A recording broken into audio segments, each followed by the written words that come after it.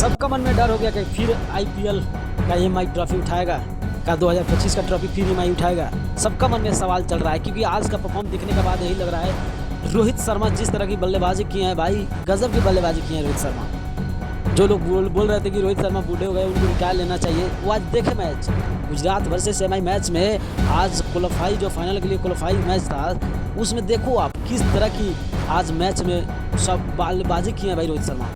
और इतना ही नहीं, मैं बता दूँ आज के बल्लेबाजी एमआई की बल्लेबाजी भाई चार चांद लगा दिया। जो 228 रन की टारगेट शायद कोई सोचा होगा कि इस तरह की बल्लेबाजी होगा, और आज एमआई ने कर दिखाया है और बल्लेबाजी से सबका दिल जीत लिया है। यानी कि सूर्य कुमार यादव की बात करें, तिलक वर्मा की बात करें, रोहित शर्मा की बात करें, गजब की बल्लेबाजी किया है सबने बहुत अच्छा बल्लेबाजी किया। उसी बदौलत आज एमआई का 228 का टारगेट देना सफल हुआ।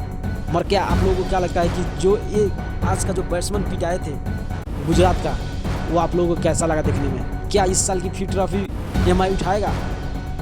क्या आरसीबी उठाएगा? आप लोग अपना राय, अगर किसका फैन हो आप लोग अपना राय अपना होगा तो कमेंट कर दीजिएगा कि इस साल का ट्रॉफी कौन सा टीम उठाएगा, एमआई या आरसीबी या पंजाब?